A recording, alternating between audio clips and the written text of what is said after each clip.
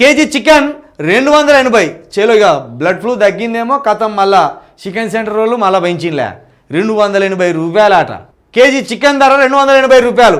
ఇన్ని రోజులు ఏదైతే లాస్ అయినలో దాన్ని అంతా పూడ్చుకుంటారు ఒక్క దెబ్బతో. చూడురిగా మీరు గింత ఒక్క ముక్కే అన్న, కొంచెం ఒక్కటే ముక్క అనే నీ అమ్మ 2 నెలల కంచెలు మాకు గిరాకీ లేదు, ఒక్క ముక్క అంటావు. గగ్గ తలికే అన్నయ్య అన్న జర అంటే ఒక్క తలికేయరు, ఒక్క కాలేయరు. ఇక పెంచిండ్లు. ఇక మొత్తం 2 నెలల్లో ఎంత లాస్ అయినలో మొత్తం ఒక్క దెబ్బతోటి వచ్చి పడేయరు. ఓకేనా. వేసవిలో కోళ్ళ ఉత్పత్తి తగ్గడం, డిమాండ్ పెరగడమే కారణం అంటున్న నిర్వాహకులు. కాదు, బ్లడ్ ఫ్లూ తోటి ఇన్ని రోజులు తినలే కదా, ఇన్ని రోజులు గిరాకీ లేదు కదా, మరి ఇన్ని రోజుల గిరాకీనంతా ఈ దెబ్బతోటి వాళ్ళు ఎలా తీసుకోవాలి కదా. దానికి బ్లడ్ ఫ్లూ కారణంగా 2 నెలలుగా పడిపోయిన అమ్మకాలు. ఇది నిజం.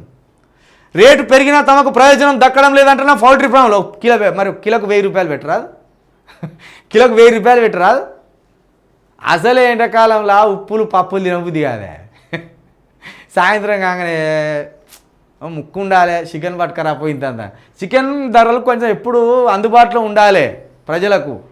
ఎందుకంటే మటన్ రేట్ ఎక్కువ ఉంటుంది కాబట్టి చికెన్ రేట్ అందుబాటులో ఉంటే కొంత పౌష్టికాహారం కాబట్టి ఎక్కువ మంది తింటారు కాబట్టి ఇది రోజు చికెన్ తినేటోళ్ళు కూడా ఉంటారా తెలంగాణలో.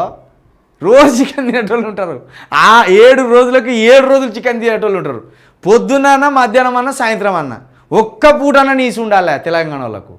నీసు లేకపోతే నడవది వాళ్ళకి అస్సలే. మందు లేకపోతే నడుతుంది కావచ్చు కానీ నీసు లేకపోతే నడవదు.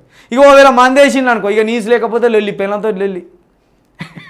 తెచ్చిపెట్టవలసింది వీడు, కొట్టి చంపుతాడు చికెన్ ఎందుకు లేదని.